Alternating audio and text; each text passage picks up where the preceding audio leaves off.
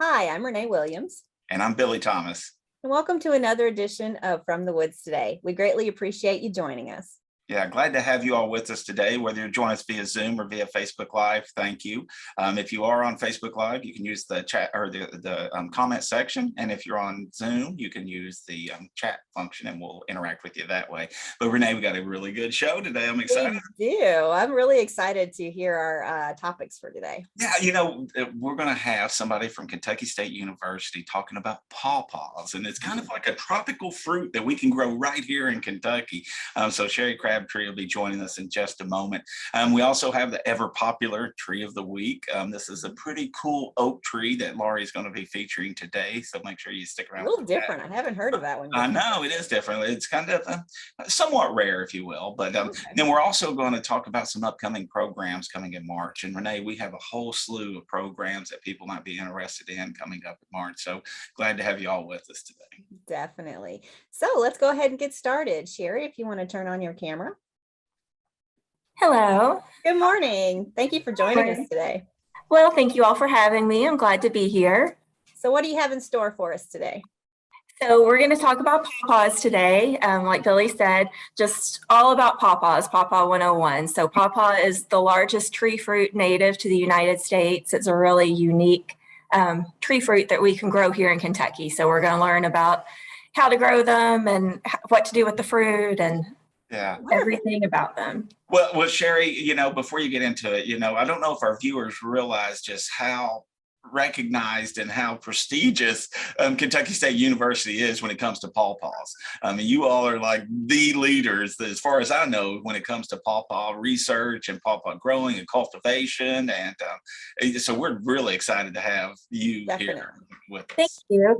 We are Kentucky State University. We have the only full-time pawpaw research program in the world. So there's other universities that do a little bit with pawpaw, but we're the only place worldwide that has a program devoted just to the pawpaw.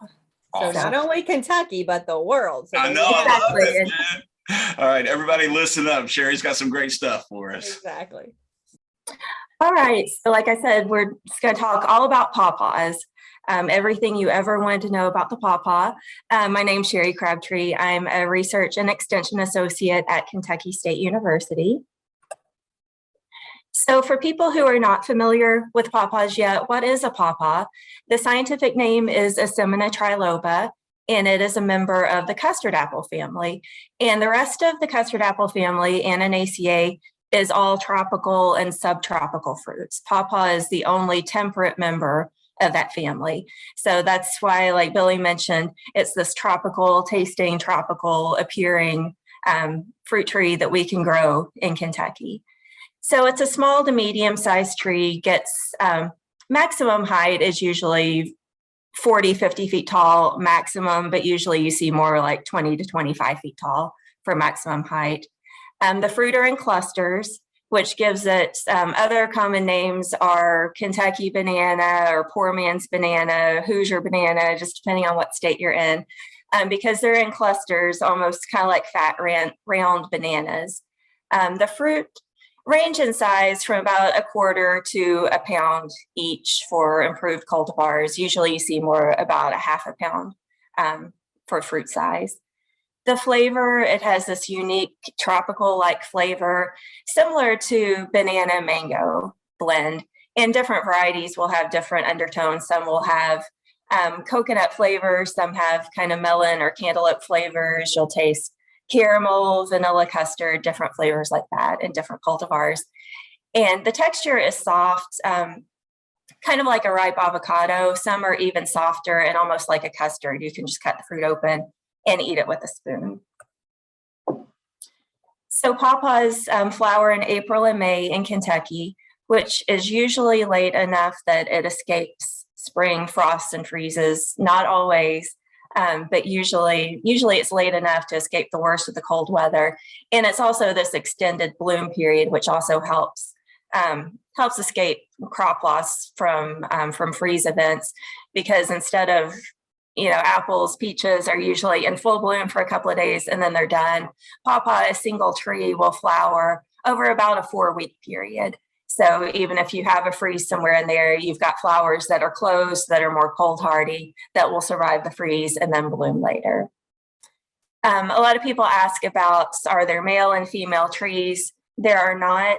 Pawpaws have both male and female parts on the same tree and the same flower, but you do need to plant at least 2 trees for cross-pollination. They are not very self-fruitful, I'll say, because we've been doing some research. As something some of our graduate students have been working on is self-compatibility.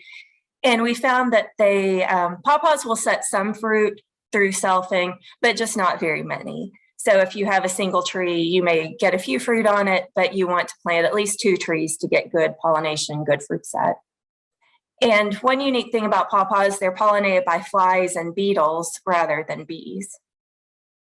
So looking at the native range of pawpaw, I said pawpaw is the largest tree fruit native to North America. The map on the left shows the native range of pawpaw where it's found in the wild. And you see here in Kentucky, we're right in the middle of the native range. So they're pretty common here, but it extends all the way from northern Florida up into southern Michigan, southern New York, even into southern Ontario, Canada, and a little bit west of the Mississippi River into eastern Nebraska, eastern Kansas, that area. The map on the right shows where pawpaws can be grown. So most of the temperate regions of the U.S., USDA growing zones, 5 to 8, 9's kind of borderline because they do need some chill hours in the wintertime. They're hardy to about 25 below Fahrenheit. So anywhere besides the very hottest areas where you don't get much winter chilling in the winter, and the coldest areas, Minnesota, North Dakota, would get a little bit too cold for pawpaws. And this applies to worldwide too. Pawpaws are being grown a lot of areas of Europe, France, Germany, Netherlands. There's some pawpaw plantings, China, Japan, South Korea. So temperate areas worldwide, pawpaws can be grown. So in the wild, pawpaws are usually found in the understory of hardwood forests, a lot of times along rivers and creeks, areas like that. And they will form these large patches. You might have heard the song Way Down Yonder in the Pawpaw Patch. So they form these large patches in the woods that are all spread by root suckers predominantly. A lot of times you do not see a lot of fruit in these wild patches, and that's due to a few reasons. First off is because they form these big patches of root suckers. Remember, we said they have to cross-pollinate to set fruit. So these large clonal patches are all genetically the same since they come from one root system. So there may not be another tree, even though it looks like hundreds of trees, may not be a genetically different tree nearby in that patch for cross-pollination for fruit set. But also tending to be in the shade, they just don't have enough energy to set a lot of fruit. Pawpaws produce more fruit in full sun, and pollinators may also not be as active or numerous in the wild. So if you do have a wild pawpaw patch, like I said, they're fairly common in Kentucky. A lot of people want to manage these. How can I improve fruit set in my wild patch? So there's a few things you can do. You can thin it out. A lot of times you'll have a lot of really small stems close together. So thin it out to select for the strongest, healthiest trees about 8 feet apart. And also to let more light in, improve fruit set. So you can prune or clear out some surrounding trees that are shading your pawpaws to get more light, and also clear out underbrush that's competing with them, especially invasive species like bush honeysuckle might be in the same habitat, can clear those out. Bring in some seedlings from elsewhere, or better yet, grafted trees to improve genetic diversity. A lot of times these wild trees don't have very good fruit quality. And so if you bring in either an improved seedling or a grafted tree, or you can also graft top work the trees that you have in the wild patches if the fruit is poor quality. So that would bring in more genetic diversity for cross-pollination and also improve the genetics, bring in some improved material. A lot of people ask about digging and transplanting root suckers. That is hard to do because they don't have a lot of root system of their own. Pawpaws have a taproot. The main tree has a taproot, but then these patches are all kind of from runner roots, and the suckers don't have a lot of root system of their own. You can try, if you cut around the root sucker with a shovel, to kind of sever or partially sever the runner root that's attaching it, leave it for another year, and then the next spring dig it and transplant it after it's been in the ground for a year to develop a little bit more of its own root system is the best way if you want to try to do that. Pawpaw is a nice landscape tree for edible landscaping. It has this really nice golden yellow fall color, these maroon bell-shaped flowers. It also attracts the zebra swallowtail butterfly. They have an exclusive relationship. Pawpaw is actually the only plant that the zebra swallowtail larva will feed on and that the adults lay eggs on. So a lot of people that have butterfly gardens that want to attract this butterfly will plant pawpaws to bring it in. If you see the zebra swallowtail butterfly around, you know there are pawpaws nearby. If you want to plant pawpaw trees, whether it's in an orchard or just in your own yard, plant a couple of trees at home. How do you go about that? Just like most fruit trees, you want to select a site that has good air flow, good air drainage. Avoid the very most low-lying areas tend to be frost pockets because the cold air, being denser, heavier, settles in the low-lying areas. Pawpaws like deep, fertile, well-drained soil with a lot of organic matter, slightly acid to neutral pH. And I mentioned the wild patches, a lot of times they're found along rivers and streams. They will tolerate some flooding in areas like that as long as it's well-drained and it quickly recedes.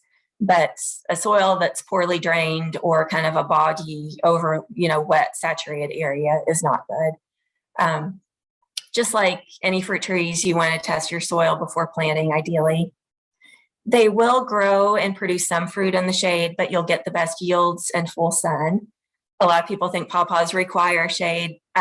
They actually don't beyond the first couple of years. When they're very young, under 1.5 feet, 2 feet tall, they do need shade, but larger trees can be planted out in full sun.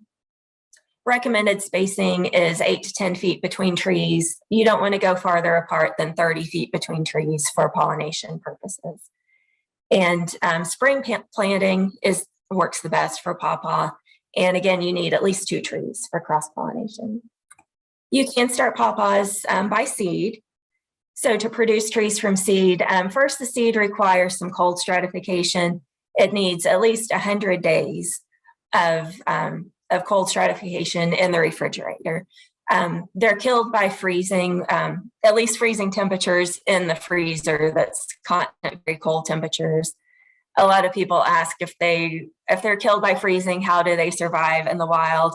And it's probably a few things. First, probably a lot of the seeds do die in the wild on the ground, but also in the freezer, you've got constant 0 Fahrenheit temperatures, whereas outside on the ground, they're protected a little bit by fruit, the old fruit around it or the leaf litter, and also have temperatures that go up and down. So anyway, don't store the seeds in the freezer. You want to store them in the refrigerator in something to keep the seeds moist. That's the other key besides not letting them freeze, is not letting the seeds dry out. So we usually store them in damp peat moss in plastic bags in the refrigerator for, again, at least 100 days. Pawpaws do have a taproot. So if you start them in containers, you want them to be deep containers. We use these deep, narrow tree pots. One thing about seeds, pawpaws are not true to type from seed.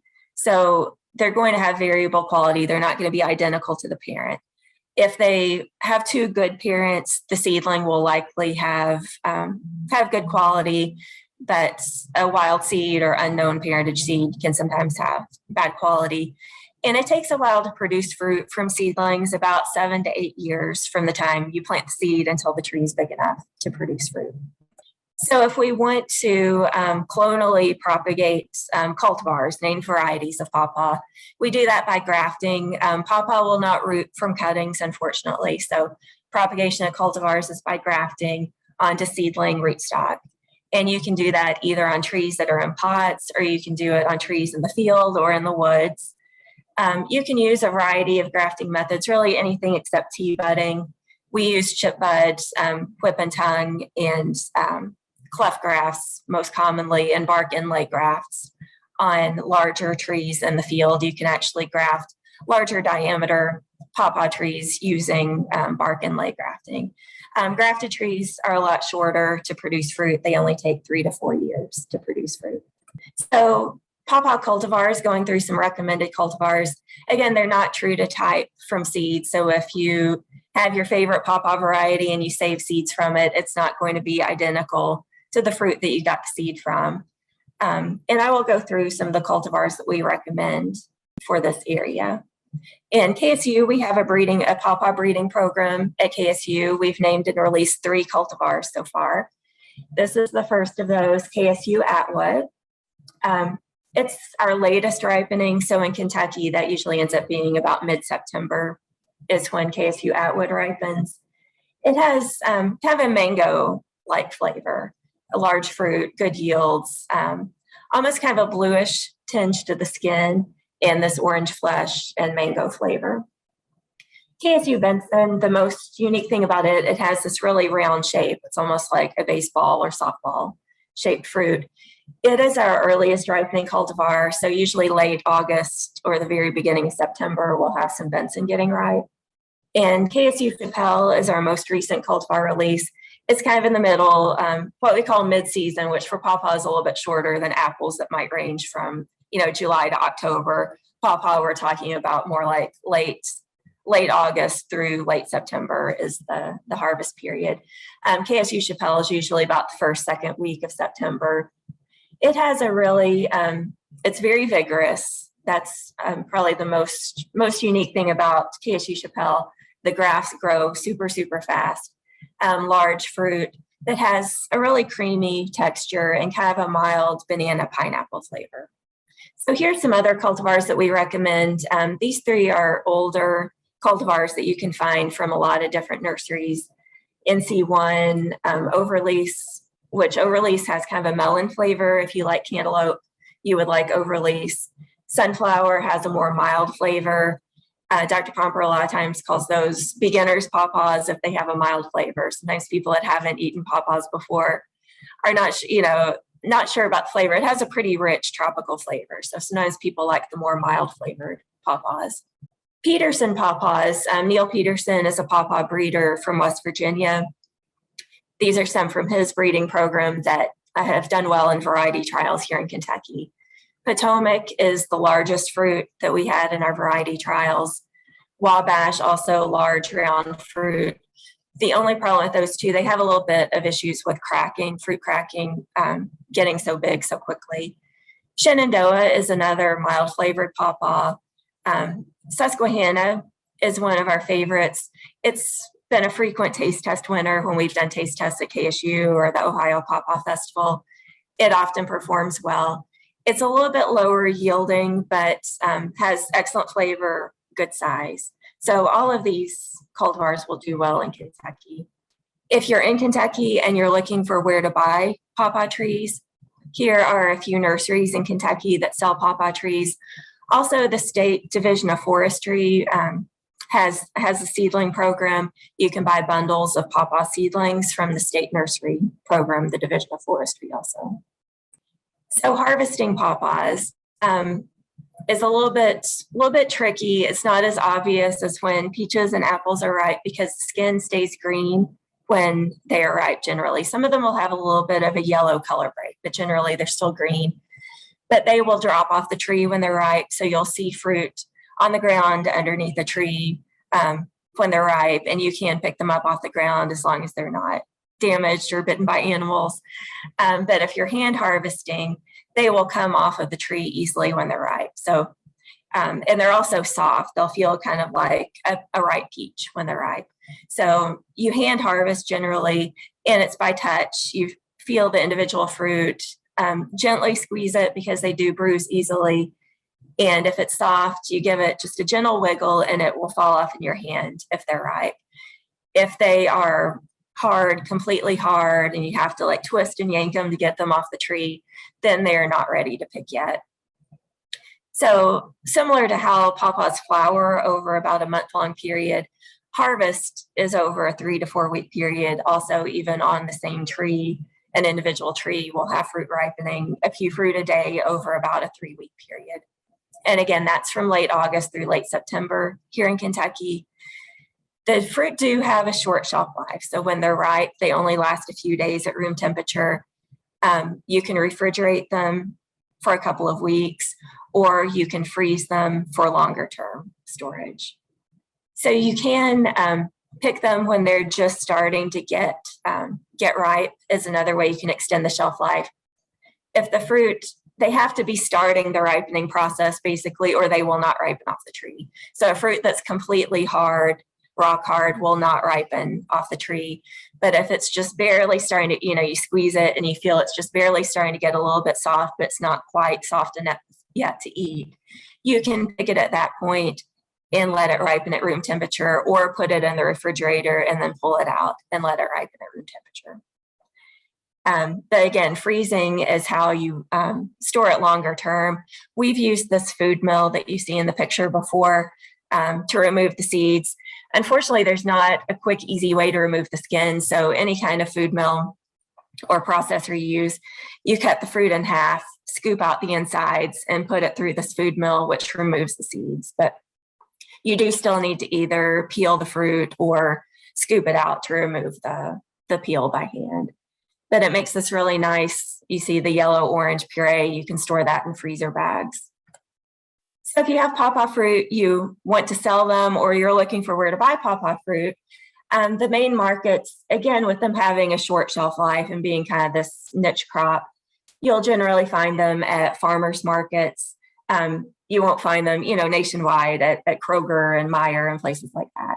So farmers markets, some local produce markets. If you're in Lexington, Good Foods Market in Lexington has sold pawpaw fruit before.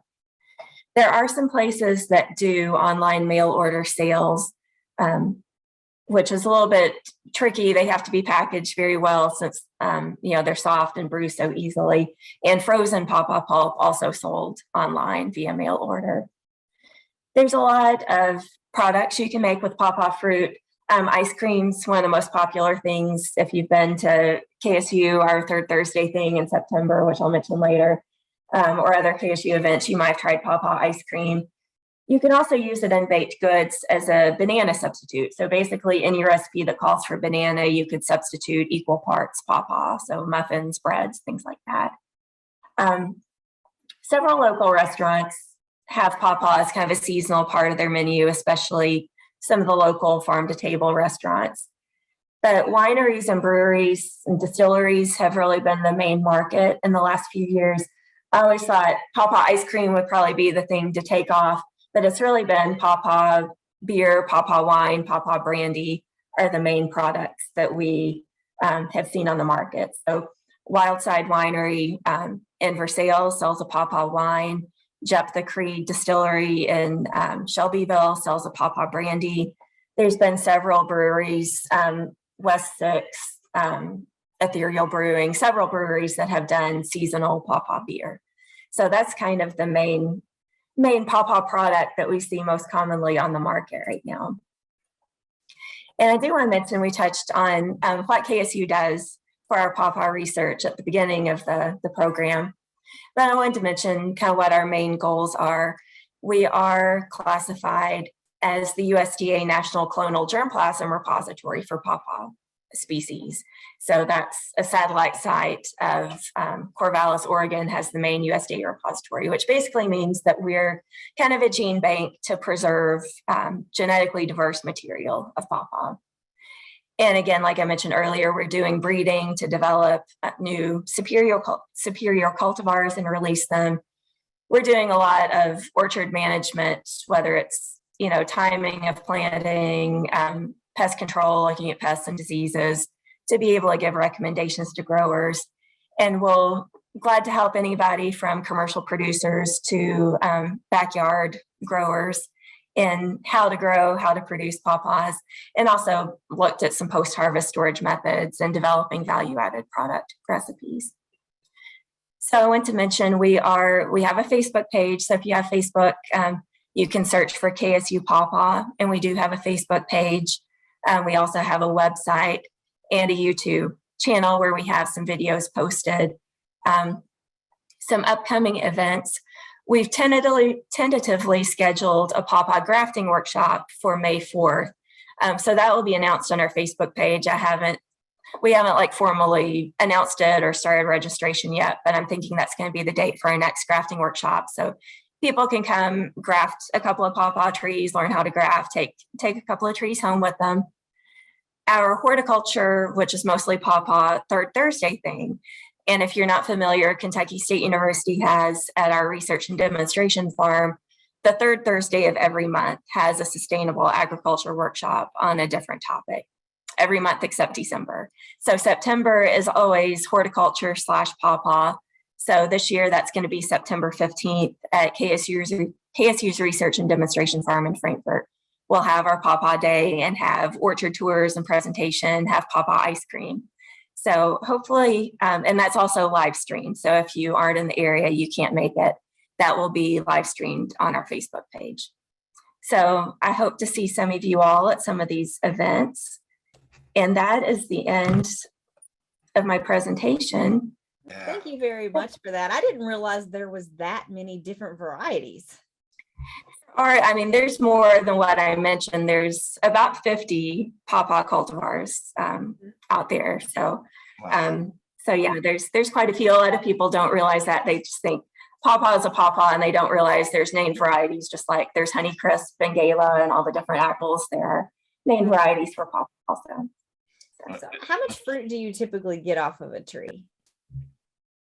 I'm sorry, you cut out the beginning. How much fruit would you typically get off a tree? Like, would you want to plant this in your backyard and it just? Usually 30 to, on a mature tree of these improved cultivars that have higher yields, usually 30 to 40 pounds of fruit per tree. So it's a fair amount. If you have 2 trees, it's enough that, you know, you could use it, freeze some, give some away to friends. You wouldn't be completely inundated with it. But yeah, usually when they're mature, which, yeah, 6, 7 years old, they'll be producing around 30 pounds of fruit per tree. Okay. Sherry, I really enjoyed your presentation. I know our viewers got a lot out of it as well. I had a quick question. You had mentioned the Kentucky Division of Forestry does have pawpaw seedlings. Are those improved varieties, or are those just kind of wild varieties that they find, or do you know? They're a little bit of both. They actually used to come to our farm, to KSU's research farm, and pick up seed off the ground that were more than what we could use. And they have since started their own. I think they're getting seed off their own trees, but I think it's what initially came from our orchard. So it would, for the most part, be improved seed from improved varieties. We did have a question about, do voles feed on the roots? Voles do not tend to feed on pawpaw roots, and also animals tend to not want to chew on the trunks. Pawpaw trees have some compounds in them, ananaceous acetogenins. It's a long name for them, but anyway, they're compounds that kind of repel insects. So a lot of insects don't bother pawpaws also, and so they're probably a little bit repellent to animals too. I wonder if that would work just for your backyard, to get rid of some insects in your backyard. Citronella tree for it. Right. I don't think they're not that repellent for the repel things around them, but they keep them from feeding on the tree. And you can make a botanical pesticide, or people have made botanical pesticides out of pawpaw extract. So it wasn't too far off. Right. Yeah, exactly. Well, Sherry, we'll encourage our visitors to check you all out online. You know, that May 4th workshop seems like a great deal if people can make that.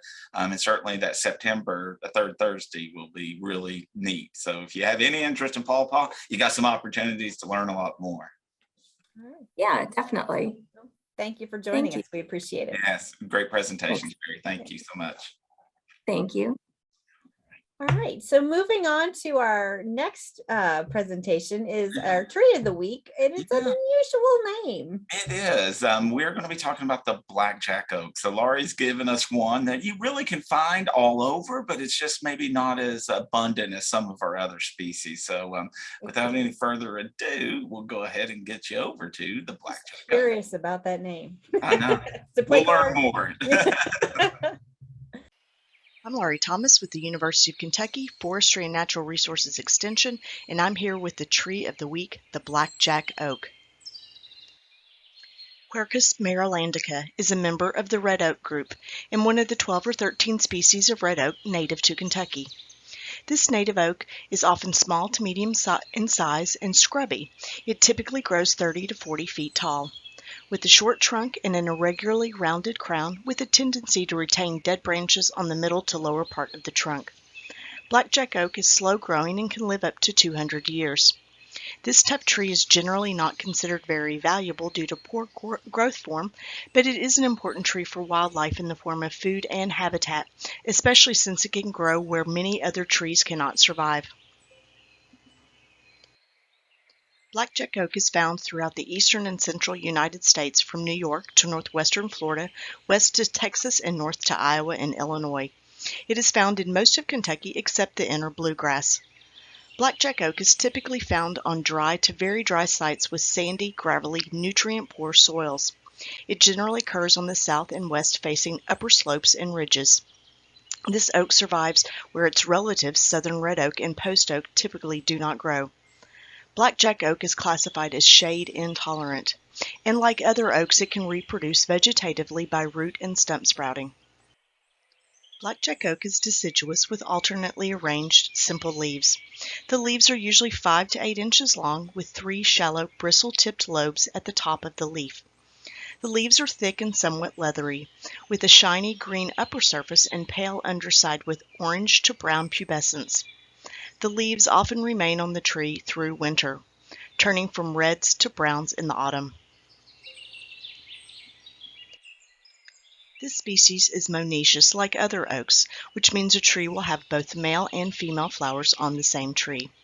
The male flowers are 2 to 4 inch long catkins, and the female flowers are small and in single or paired in the axil of the newly emerging leaves. It flowers in early spring as the leaves are emerging, and the flowers are wind pollinated. The fruit is a small, round acorn.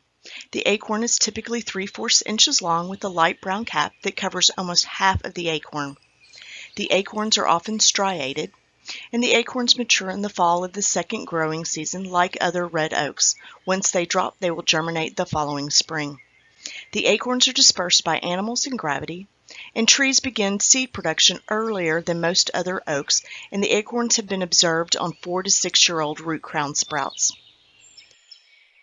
The bark is very dark, sometimes almost black.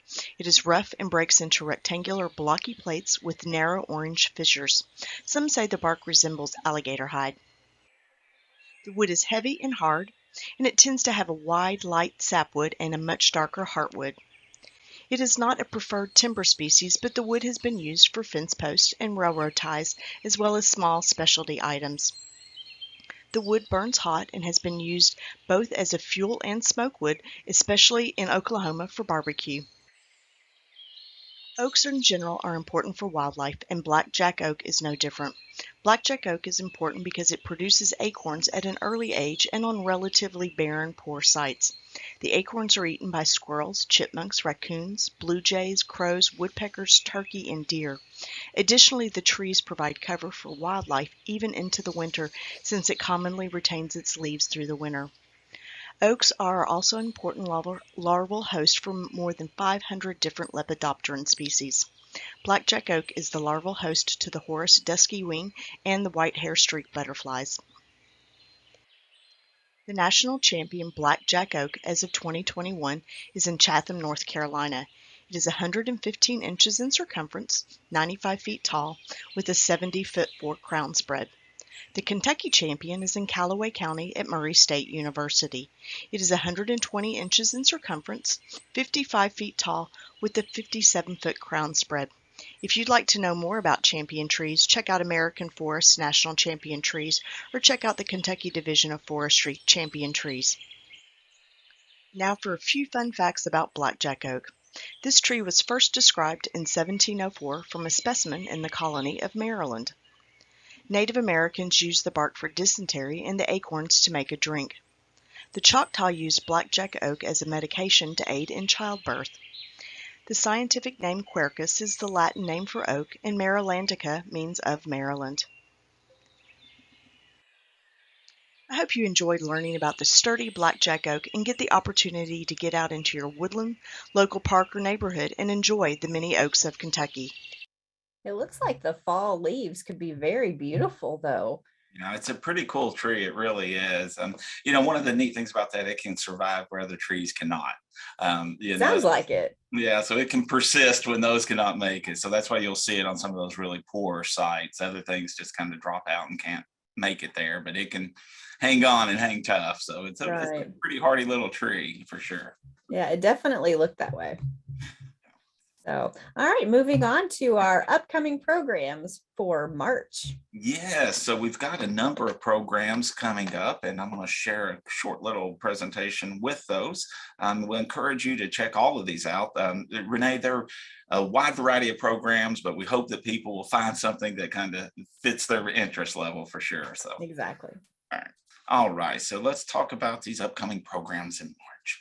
All right, so I want to start off with a program that's actually running over 3 consecutive weeks there. It's in Owen County. It's an ag school, and we don't often feature county level programming, but I am this time because a few of us in the forestry department are presenting at this. So we're working with the folks there at the Owen County Extension Office to be part of their ag winter school. So it starts on March 3rd and it runs on March 10th and 17th. There is a $15 charge for that. But the March 3rd, there's some ag economic updates and a few other kind of updates. If you're in the farming community, that may be of more interest to you. But the March 10th may be of interest to a lot of our viewers, the beekeeping basics. They're going to have somebody from Kentucky, the Kentucky Department of Agriculture is going to be doing that presentation. And then on March 17th, I'm going to be partnering with my colleague, Chad Nyman. Chad's going to be talking about small scale timber harvesting. And we're going to have Reed Graham, the Breathitt County Ag Agent, is going to be talking about harvesting firewood. And then I'm going to have a short presentation on backyard maple syrup production. So those are some topics that might be of interest to our crowd here. And if you're interested in being part of this program, I encourage you to contact the Owen County Extension Office, specifically Kendall Bowman there, and he can get you registered and all the information you need for that. So that may be of interest to some of you all in the area. Next, I want to mention our Forested Stream Buffers Virtual Field Day. We've had the opportunity to partner with Dr. Amanda Gumbert, and she and Dr. Jacob Muller are going to be presenting on the March 24th. It is going to be via Zoom, and we will have folks from the Kentucky Woodland Owners Association there and out of the Salt River Watershed Watch Group. Though there's been an ongoing effort there to try to address water quality. So part of that is on forested stream buffers. So Dr. Gumbert and Dr. Muller will be talking about that, and they'll be educating you all and helping you kind of know what you can do in those areas and who can help you make sure that our streams and rivers are as clean as possible. So those forested buffers are really important. So this is free, but registration is required, and you can sign up for this off of our events page. There is a link to that, so please check that out. Next, a big workshop that involves many of us in the Department of Forestry and Natural Resources, but also involves folks from Purdue University as well as Ohio State University. This is our annual Ohio River Valley Woodlands and Wildlife Workshop, where we bring together folks from those 3 universities and other institutions to talk about topics of interest in the Ohio Valley. So this is going to be an in-person event, and it's going to be running 9 to 2. It's going to be at the Boone County Extension Enrichment Center. So they're in Burlington, so in Boone County, but you can find out more there at tristatewoods.com. There is a charge for this program. They will be feeding you both, I think, an early breakfast and a lunch as well, and you'll get a lot of great content. So if you register by March 14th, it's $45, and then after that, it will be $55. And the way the program is going to work is there's going to be concurrent sessions going on, and those are going to be starting around 9:15 or so. And the first concurrent session is going to have these 3 talks. trail planning, design, construction, and maintenance, followed by tree identification and monarch habitat design and conservation opportunities. So you will select one of those three. The trick to this is to bring somebody with you, right? Or actually bring two people with you. That way you can divide and go to each of the sessions.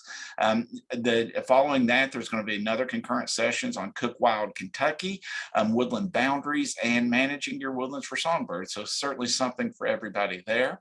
The next set of concurrent sessions are going to be on pawpaws, and we just heard from Sherry Crabtree all about pawpaws there, but we're also going to have an invasive species update, as well as a practical approach to safety in your woods. And then the final round of concurrent sessions are going to be on maple syrup. Dr. Muller is going to be talking about that, and then what market and timber fluctuations mean for you, as well as coyotes. So there's a lot of good information on that event. And Billy, that event is actually on March 26th. That's a Saturday. Just to let folks know. Sorry for the typo on there. Oh, it's okay. Totally my fault on that. It is March 26th. Thank you, Renee. I appreciate that. I just didn't want people to go, well, you said it was the 27th. I know. Thank you. Thank you. It is a Saturday event. It's a Saturday event. Yeah. Got a little excited on the calendar. All right. Next, we're going to talk about the Kentucky Woodland Owners Association annual meeting. This is going to be March 29th and 30th. I believe, and that is going to be on I think a Wednesday or a Tuesday and a Wednesday there in March. But this is going to actually be in Frankfort, Kentucky.